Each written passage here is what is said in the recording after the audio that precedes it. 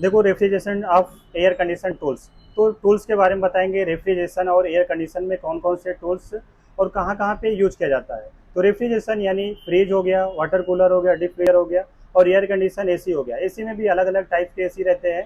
हम आज टूल्स के बारे में बताएंगे कौन से टूल्स का कहाँ पे यूज किया जाता है। यहाँ पे दिख रहा है क्लाइम मीटर।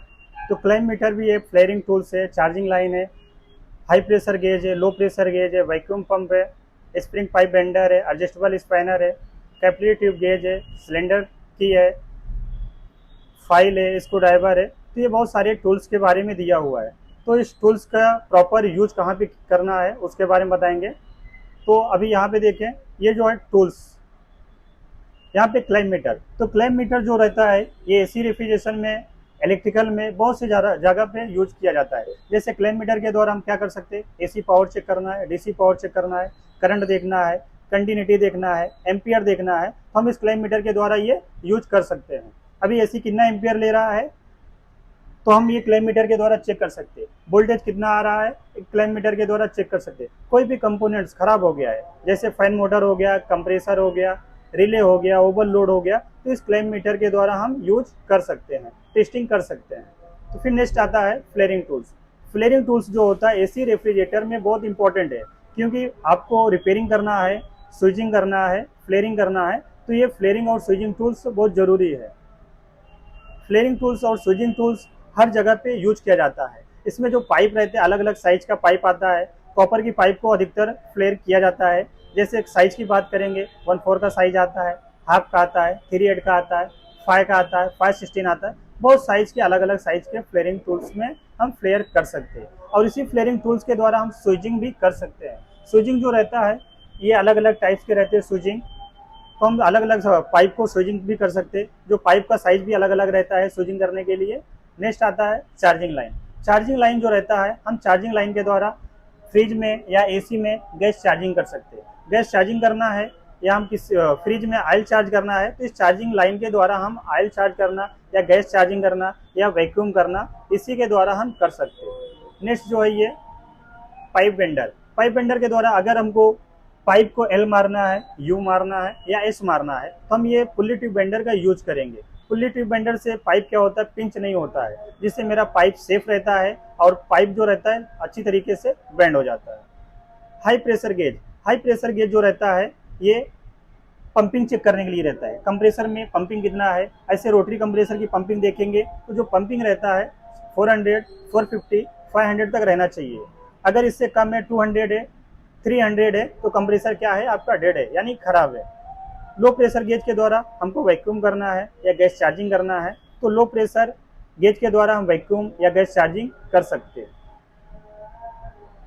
नेक्स्ट है वैक्यूम पंप। वैक्यूम पंप जो है, हमको एसी में, फ्रिज में गैस चार्जिंग करने से पहले वैक्यूम किया जाता है। वैक्यूम करना बहुत ज़रूरी है। वैक्यूम यानी उसके अंदर जो भी मॉइस्चर रहता है, एटमॉस्फेरिक प्रेशर रहता है, उसको पूरी तरह से क्लीन कर लिया जाता है, यानी कि क्या, पूरी तरह से उसको साफ कर लिया जाता है। अगर आप वैक्यूम नहीं करेंगे, गैस चार्जिंग कर देंगे, तो वैक्यूम क्या होगा, अंदर का प्रेशर जो रहेगा अपना जगह लेके चलेगा, जिसमें कूलिंग पे इफेक्ट, एम्पियर पे इफेक्ट, ये सारी चीज़ें प्रॉब्लम क्रिएट होने लगेगा।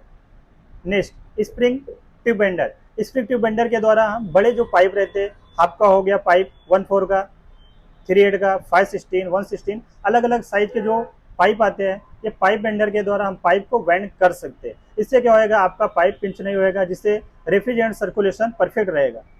Adjustable spanner. एडजस्टेबल स्पैनर का भी यूज किया जाता है। जैसे आप एसी को इंस्टॉलेशन करने गए, तो एसी इंस्टॉलेशन में वहाँ पे फ्लेयरिंग टूल्स, फ्लेयर नट लगा रहता है। फ्लेयर नट जो रहता है हाफ का रहता है, 3/8 का रहता है, 5/8 का रहता है, अलग अलग साइज का रहता है। तो एडजस्टेबल स्पैनर इसलिए बोला जाता है क्योंकि इसको हम एडजस्टमेंट कर सकते हैं, अलग अलग साइज को हम इसको बना सकते हैं।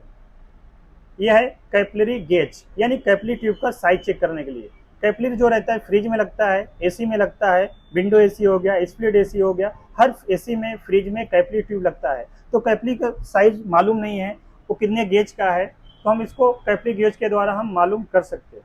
जैसे यहाँ पे लिखा रहता है 31, 316, 40, 44, 50, 55, अलग अलग साइज के कैपिलरी ट्यूब रहता है। इस तरह से हम कैपिलरी गेज के द्वारा कैपिलरी ट्यूब का साइज मालूम कर सकते हैं।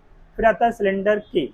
सिलेंडर की यानी आपका जो गैस का बाटला रहता है उस पर लॉक रहता है, यानी की लगा रहता है। तो ये सिलेंडर की के द्वारा हम उसको गैस को खोल सकते, ओपन कर सकते, बंद कर सकते, इस तरह से हम इसका यूज कर सकते हैं। मेजरमेंट टेप, यानी आपको एसी इंस्टॉलेशन करना है या पाइप का साइज लेना है, कैपिलरी ट्यूब का साइज लेना है या रूम का साइज लेना है, तो मेजर टेप के द्वारा हम रूम का साइज, फ्रिज का साइज यानी मेजरमेंट इसके द्वारा हम कर सकते हैं। नेक्स्ट, अभी ये फाइल है। फाइल तो हर जगह पे यूज किया जाता है। फाइल जो रहते हैं अलग अलग साइज का आता है। तो फाइल जो रहता है, पाइप को जब हम कटिंग करते तो उसको फ्लोट करने के लिए या लेवल करने के लिए या उसको ग्रेंड जो रहते हैं उसके खत्म करने के लिए फाइल का यूज किया जाता है। स्क्रू ड्राइवर तो इलेक्ट्रिकल में, एसी में, इलेक्ट्रॉनिक्स में, मोबाइल रिपेयरिंग में सबको यूज आता है। स्क्रू ड्राइवर यानी स्क्रू खोलने के लिए यूज किया जाता है। Open spanner, open and double spanner भी बहुत सारी जगह पे यूज किया जाता है। एसी में भी काम आता है, इलेक्ट्रिकल में भी काम आता है। इस टूल्स के द्वारा हम अलग अलग साइज के जो नट रहते हैं उसको हम खोल सकते हैं और टाइट भी कर सकते हैं। टेस्टर के द्वारा हम क्या पावर चेक कर सकते हैं। पावर यानी क्या, आपके प्लग में पावर है या नहीं है, इससे हम मालूम कर सकते हैं। टेस्टर को क्या करेंगे, लगाएंगे और ऊपर हाथ को टच करना है, अर्थ देना। अपने अगर बॉडी से अर्थ नहीं मिलेगा तो ये लाइट अंदर जो टेस्टर के अंदर रहता है नहीं जलेगा, तो इसको हमको अर्थ देना रहता है। अगर हम टेस्टर को सॉकेट में लगा दिए और हाथ यहाँ पे टच नहीं किए तो आपका जो टेस्टर के अंदर लाइट रहता है वो आपको नहीं बताएगा। हैमर के अभी बहुत सारी जगह पे यूज किए जाते हैं। जैसे एसी इंस्टॉलेशन करना, तो जब करने के लिए जाते हैं तो अधिकतर यूज करना पड़ता है। लेबल बॉटल जो होता है, इससे हम क्या करते हैं, एसी इंस्टॉलेशन करने के लिए जब जाते हैं तो इसका जो प्लेट लगाते हैं इंडोर का, तो इसका हम साइज देखते हैं, परफेक्ट साइज है या नहीं है, या कम है या ज़्यादा है। जिस तरह से ड्रेन पाइप रहता है उस तरह से क्या करते हैं, थोड़ा सा हम डिम कर देते हैं, यानी थोड़ा सा हम उसका में कुछ एक आधा इंच की तरफ, थोड़ा आधे इंच की तरफ इसको हम थोड़ा अलग फ्लोर बना देते हैं ताकि पानी पूरी तरीके से, अच्छे तरीके से क्या हो जाए, पानी ड्रेन हो जाए। हेक्सा ब्लेड के द्वारा हम क्या पाइप को कटिंग कर सकते हैं। 1/4 की साइज है, बहुत अलग अलग साइज की पाइप रहता है। पाइप को कटिंग करने के लिए यूज किया जाता है। कॉपर की पाइप हो या लोखंड की पाइप हो या एल्युमिनियम की पाइप हो, तो हेक्सा ब्लेड के द्वारा हम पाइप को पूरी तरीके से कटिंग कर सकते हैं। एलेंकी तो बहुत यूज है। अभी अधिकतर चीज में एलेंकी स्क्रू आ रहा है। एलेंकी स्क्रू जो रहता है एलेंकी के द्वारा खोला जाता है। जैसे एसी की बात करेंगे तो जो हाई डिस्चार्ज वाल्व रहता है, सेक्शन वाल्व रहता है, दोनों पे यूज किया जाता है। तो 1 टन, 1.5 टन, 2 टन में 4 mm या 5 mm या 6 mm का ये 3 एलेंकी यूज किया जाता है। या 4 mm लगाया जाता है, किसी में 5 mm लगाया जाता है, या किसी में 6 mm लगाया जाता है। ब्लू लाइन का यूज, हम 2 पाइप को ज्वाइन करना है या ब्रेजिंग करना है, ब्रेजिंग करने के लिए ब्लू लाइन का यूज किया जाता है। ये जो ऊपर का पॉइंट रहता है इसे हम नोजल बोलते हैं। जो नीचे रहता है ये गैस का रहता है। एलपीजी रहता है, एलपीजी यानी लिक्विफाइड पेट्रोलियम गैस, जो अलग अलग टाइप्स के रहते हैं। नोजल भी अलग अलग साइज का भी आता है, अलग अलग टाइप्स के भी आते हैं। ये R134 है गैस, R134A यानी क्या है, गैस है। इस गैस में फ्रिज में गैस चार्ज किया जाता है। फ्रिज में गैस चार्ज, ये गैस चार्ज करने के बाद फ्रिज में कूलिंग होने लगता है। R22 ये 22 नंबर गैस है। ये एसी में अधिकतर गैस चार्ज किया जाता है। अभी तो एसी में बहुत सारे गैस आ गए हैं, जैसे अभी 22 नंबर आ गया है, 32 नंबर आ गया है, 290, 410, बहुत सारे गैस मार्केट में अभी अवेलेबल है। फिर भी अभी 22 नंबर ज़्यादा चल रहा है, मगर आने वाले टाइम में अभी 32 नंबर, 290, 410 ये सारे रेफ्रिजरेंट चार्ज किए जाएंगे। ये आपका जेट वाशर पंप है, यानी आपको एसी सर्विसिंग करना है तो इस जेट पंप के द्वारा हम सर्विसिंग कर सकते हैं। जो जेट पंप के द्वारा सर्विस करते, एसी में जो सर्विसिंग का रहता है तो हर साल में कम से कम 2 से 3 बार सर्विसिंग करना बहुत ज़रूरी है। तो जेट पंप यानी प्रेशर के द्वारा सर्विस करता है। कंडेंसर में सर्विस कर सकते, अंदर को जो इंडोर रहता है उसको पूरी तरह से सर्विसिंग कर सकते। इसका जो प्रेशर का स्पीड रहता है बहुत ज़्यादा रहता है, इस तरह से हम जेट पंप का यूज करते हैं।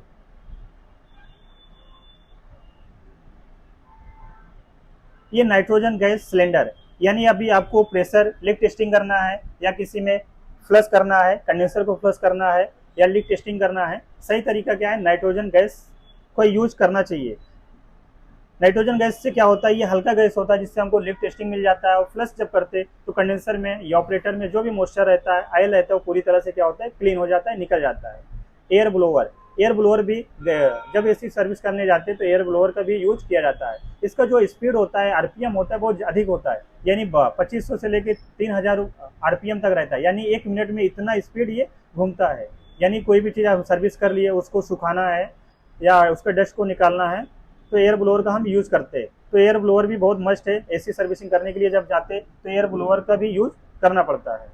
Refrigerant recovery machine, refrigerant recovery machine यानी कोई बड़े एसी में गैस आप चार्ज कर दिए और उसका कंप्रेसर खराब हो गया, तो इस रेफ्रिजरेंट रिकवरी मशीन के द्वारा गैस को पूरा रिकवर किया जाता है, यानी दूसरे बाटले में स्टोरेज कर सकते और कंप्रेसर रिपेयरिंग करने के बाद या कंप्रेसर चेंज करने के बाद दोबारा उसमें हम फिर गैस चार्ज कर सकते हैं। यानी इसके द्वारा क्या होएगा, आपका रेफ्रिजरेंट रिकवरी हो जाएगा, यानी आपका गैस वेस्ट नहीं जाएगा। इसी मशीन का बड़े बड़े प्लांटों में यूज किया जाता है, जैसे आइस प्लांट हुआ, कोल्ड स्टोरेज हुआ, फिश प्लांट हुआ, क्योंकि बड़े प्लांटों में वहाँ पे गैस जो रहता है अधिक चार्ज किया जाता है। तो इस गैस रेफ्रिजरेंट रिकवरी मशीन के द्वारा हम गैस को रिकवर कर सकते हैं। ट्यूब कटर, ट्यूब कटर के द्वारा हम पाइप को कटिंग कर सकते हैं। अभी कॉपर की पाइप एसी में, फ्रिज में अधिकतर पाइप यूज किया जाता है जो अलग अलग साइज के रहते हैं, तो ट्यूब कटर के द्वारा हम पाइप को कट कर सकते हैं। इससे क्या होता है, एकदम स्लिम कट जाता है। कॉम्बिनेशन प्लायर, कॉम्बिनेशन प्लायर यानी कॉम्बिनेशन इंसुलेटेड प्लायर, इसे लोग पकड़ भी बोलते हैं। तो इससे क्या करता है, हमको वायर को कटिंग करना है या ट्विस्ट मारना है, ज्वाइन करना है, तो कॉम्बिनेशन प्लायर का हम यूज कर सकते हैं। नोज प्लायर, नोज प्लायर का भी बहुत सारी जगह पे यूज किया जाता है। वायर को कटिंग करना है, वायर को छीलना है, ट्विस्ट मारना है, बहुत सारी जगह पे यूज किया जाता है। तो इस तरह के जो अलग अलग टूल्स है, टूल्स के बारे में मालूम होना बहुत ज़रूरी है। जैसे अलग अलग टूल्स है, वैक्यूम पंप हो गया, तो ये अलग अलग टूल्स के बारे में मालूम होना चाहिए, क्योंकि अगर एसी रेफ्रिजरेशन का आप काम करें तो टूल्स के बारे में नॉलेज होना बहुत ज़रूरी है। और सबसे मेन इंपॉर्टेंट चीज़ जो होता है कि आपका टूल्स का प्रॉपर यूज मालूम होना चाहिए। जैसे अभी स्क्रू ड्राइवर का है, स्क्रू ड्राइवर है, ये ट्यूब कटर है, ट्यूब कटर का हमको पाइप की कटिंग करना है। इस ट्यूब कटर के द्वारा हम कॉपर की पाइप काटेंगे, हालांकि लोखंड की पाइप को नहीं कटिंग करना है, दूसरे मेटल की पाइप को नहीं कटिंग करना है। अगर दूसरे मेटल की पाइप को कटिंग करेंगे तो ट्यूब कटर आपका खराब हो जाएगा। तो इस तरह से बहुत सारी चीज़ रहता है। जैसे अभी कॉम्बिनेशन प्लायर की बात करेंगे, तो कॉम्बिनेशन प्लायर जो रहता है ये आपको कोई भी चीज़ को, स्क्रू को कटिंग करने के लिए, वायर को कटिंग करने के लिए रहता है। हम क्या करते हैं, इसका नट खोलने के लिए या बोल्ट खोलने के लिए यूज करने लगते हैं, तो स्क्रू ड्राइवर क्या होता है खराब, अपना ये कॉम्बिनेशन प्लायर क्या होता है खराब हो जाता है। इस तरह से अलग अलग जो टूल्स रहते हैं इसके बारे में मालूम होना बहुत ज़रूरी है।